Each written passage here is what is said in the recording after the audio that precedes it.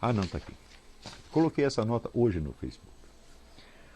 Todos nós que fomos criados no Brasil recebemos o impacto de um caos mental intolerável e sofremos por isso de graves deficiências de percepção e de julgamento. Todos nós, sem exceção. A não ser, evidentemente, aqueles que não são propriamente brasileiros, que chegaram da Europa anteontem, ou chegaram da China anteontem, ou aqueles que perceberam isso e se esforçaram para vencer isso.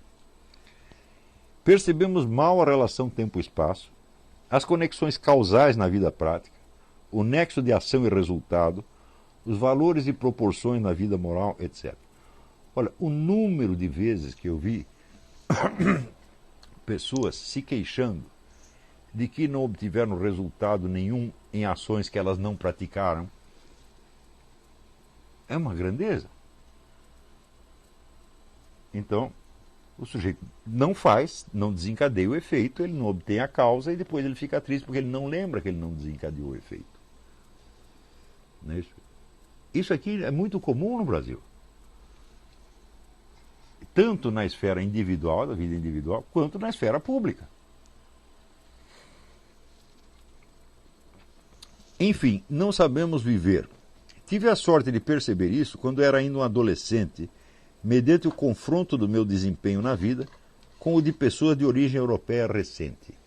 Bom, eu estava ali na casa de um amigo meu, judeu de origem russa. Estava eu, ele e mais um priminho dele. E estávamos ali fazendo um lanche e de repente chega o pai do menino, senta conosco e pergunta para nós: de onde vieram essas coisas que vocês estão aí comendo? E daí ele foi explicando para nós meticulosamente todo o processo de fabricação de um queijo, por exemplo, ou da manteiga, e o da fabricação das xícaras de louça, e das facas, e da toalha de mesa, e da própria mesa, e do pão, etc, etc. Um por um. E assim aquilo foi como se caísse escamas dos meus olhos. E eu de repente percebi, pô, esse homem está na realidade e eu estou no mundo da lua. Porque eu estou aqui mexendo com coisas que eu não tenho a menor ideia do que são, e que para mim me parece que a gente colhe em árvores, você estende a mão e pega uma xícara, pega uma faca, pega uma mesa, uma toalha de mesa, tudo apareceu por mágica. E esse homem estava num plano onde as coisas tinham uma origem, que era, por um lado, a natureza, a presença do universo físico, e o trabalho humano que havia transformado isso aí naqueles objetos que nós estávamos percebendo. E este é o coeficiente de veracidade do marxismo. Para aí, não vai além disso. Tá certo? Porém, isso para mim foi um choque de realidade. E eu percebi que só algumas pessoas tinham esta noção densa da realidade. Realidade que se constitui de uma presença física e de uma ação que se desempenha ali e que é o tecido da nossa própria vida. Só algumas pessoas tinham essa noção e todas essas pessoas eram de origem europeia recente. Então, ou o pai tinha vindo da Europa, ou a própria pessoa era húngaro, era russo, era alemão, alguma coisa assim, e falei, eu não vi um brasileiro que tivesse isso. Então, tive sorte de perceber isso quando era ainda um adolescente, mediante o confronto do meu desempenho na vida com o de pessoas de origem europeia recente. Cheguei à conclusão de que eu era um sonso, um bobão em toda a linha. Fiquei estarrecido e comecei um trabalho de autorreforma que levou mais de 20 anos. Até hoje me impressionam a inépcia, a falta de sentido prático dos brasileiros, não raro mal compensadas por alguma habilidade profissional específica. Por exemplo, o sujeito é um empresário e investidor, sabe fazer dinheiro e se gaba de ser, por isso, um homem prático, mas não sabe resolver conflitos domésticos banais ou planejar suas férias sem transformá-las num pesadelo, e assim por diante. Por exemplo, surge um conflito entre o filho e a mãe, e o pai não sabe botar aquilo. Pergunta para mim se isso acontece. Surge um problema aqui entre o filho e a mãe, Se eu levar mais de 1 minuto para resolver isso, eu sou a besta quadrada. Eu resolvo e pacifico a coisa na hora, porque eu sei como funciona, meu Deus do céu. No entanto, os homens práticos são empresários, são generais de exército, são investidores, são políticos, tomam grandes decisões, acham que são homens práticos porque têm o domínio da prática na sua profissão específica, mas não tem na vida. Então, o resultado não tem sentido prático nenhum, mas tem um sentido prático especializado numa área desse tamanho. Ele sabe administrar, por exemplo, uma fábrica, mas não sabe administrar a sua porca vida. Isto que falta para todos os brasileiros. Todos, sem exceção. A não ser aqueles que foram beneficiados por uma outra cultura. Eu digo que foi nos Estados Unidos, em 1986, que pela primeira vez eu percebi que algum problema prático tinha solução. Por quê? Porque no Brasil eu nunca tinha visto ninguém resolver nenhum problema prático. Juro para vocês, tudo quanto era problema que aparecia virava uma desgraça, uma tragédia. E de repente você via aqui pessoas que, peraí, vamos pensar como é que a gente faz. Dá para fazer assim, dá para fazer assim, resolver. Então eu percebi que os americanos eles tinham um repertório de possibilidades de vida que transcendia infinitamente as possibilidades do brasileiro. Então eu vi, bom, na América é o lugar do possível e no Brasil é a terra do impossível. Tudo fica impossível. Por exemplo, eu vivo convidando pessoas para vir para cá. Vem passar um tempo aqui. Daí o sujeito responde assim, não, mas para isso, assim, eu preciso divorciar da minha mulher, vender meu apartamento, obter não sei quanto de renda na Bolsa de Valores e comprar um cachorro, e etc, etc, etc. E daí eu vou. É claro que não vem nunca. Ou seja, para resolver um problema, ele tem que resolver a vida inteira. O número de pessoas que pensam assim é muito grande e tudo fica impossível. Outra experiência minha. Eu nunca tive uma única ideia na minha porca vida que todos os brasileiros consultados não dissessem que ia dar errado. Sempre. Eu quero fazer tal coisa. Não, você está com ilusão, você não tem experiência da vida, você vai se ferrar. Sempre foi assim. Ou seja, o indivíduo compensa a sua incapacidade prática castrando a capacidade prática do outro e castrando o desejo de agir. Então, é claro que nós estamos num país doente, mas quando dizer um país doente, onde está o país doente? Bom, ele está na sociedade em volta, mas ele está no seu coração também. Você é doente. Todos nós brasileiros somos doentes. Todos nós somos incapazes. E para nos tornarmos capazes, nós temos que fazer uma reforma dentro de nós. Então, começar por perceber isso, olhar no espelho e dizer, eu não sei fazer nada. Então, aprenda a fazer alguma coisa, depois outra, depois outra, depois outra, depois outra.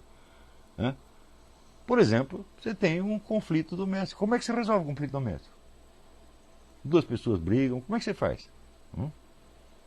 Ou tem dois cachorros brigando, como é que você separa o cachorro? Eu digo, bom, você não sabe, mas em algum lugar existe alguém que sabe.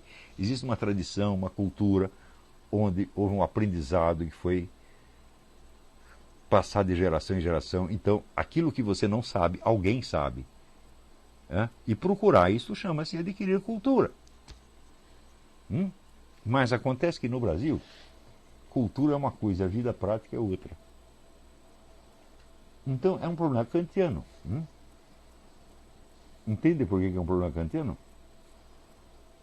Como que eu faço para resolver uma coisa sem saber resolver essa coisa? E sem adquirir o conhecimento disso? Como eu faço para eu enxergar sem enxergar? Como é o mundo, como seria o mundo percebido se não fosse percebido?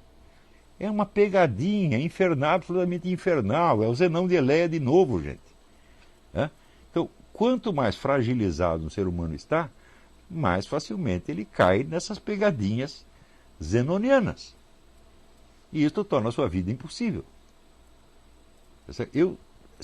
O sonho da minha vida, se eu pudesse pegar cada pessoa e mostrar tudo o que ela pode fazer, toda, vamos dizer, a inteligência que ela tem, o poder que ela tem, a criatividade que ela tem, eu faria isso. Mas eu só posso fazer com um número pequeno de pessoas e mesmo assim eu tenho dificuldade. Mas eu sugeriria o seguinte: é o que eu digo aqui, eu tive a sorte ou a esperteza, sei lá, de não me projetar como formador de opinião antes de aprender e vencer essas inúmeras dificuldades correspondentes às camadas 6 e 7 da personalidade. Pensem nisso antes de passar pito nos seus amigos por alguma opinião que lhes pareça errada. Gente, eu só comecei a dar palpite publicamente com 40 e tantos anos. Não passei pito em ninguém antes. E quando eu passo pito, bicho, é assim, é com toda uma experiência de vida atrás, experiência muito densa. Eu vivi 20 vidas. Eu passei por coisas que as pessoas não conseguem nem imaginar. E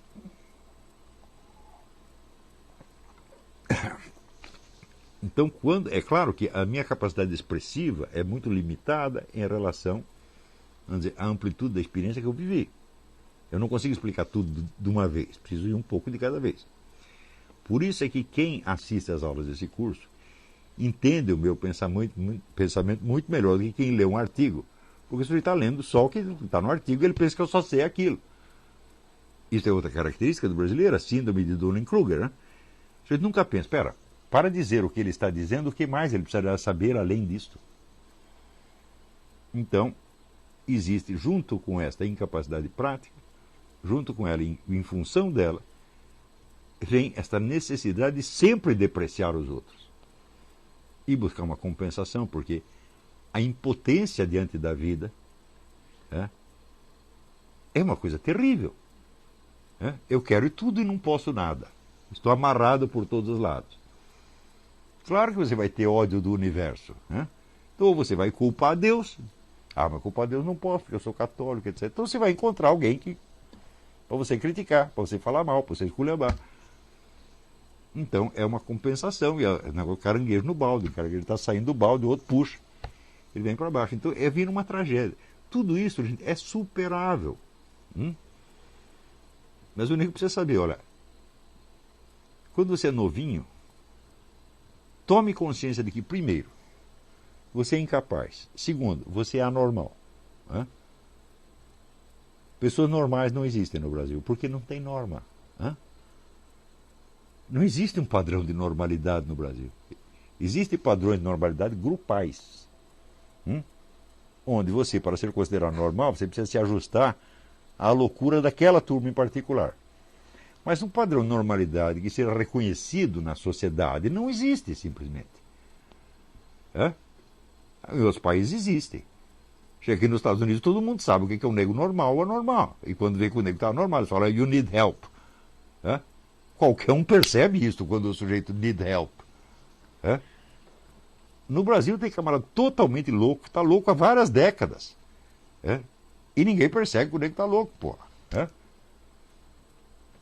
Então, tem uma pergunta aqui.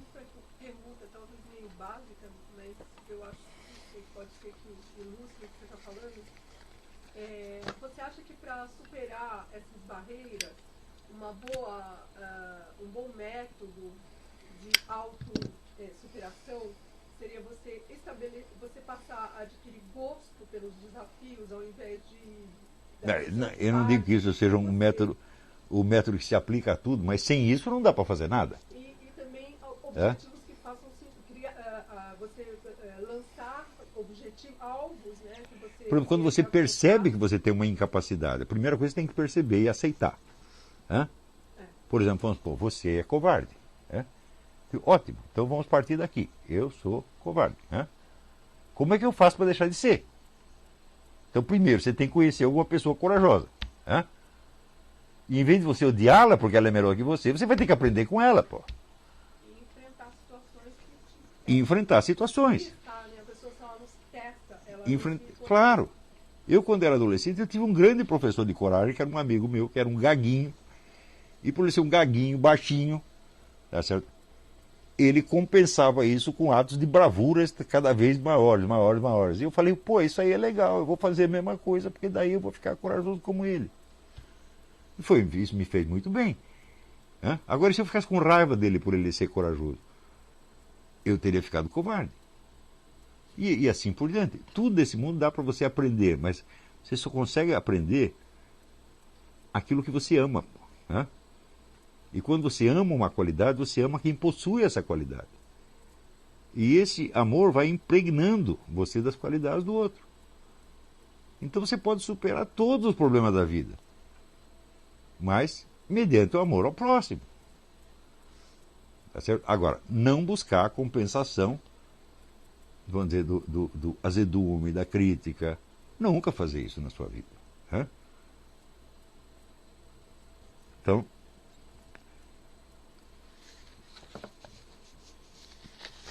pense assim, eu só vou passar pito em alguém quando eu tiver vencido essas coisas.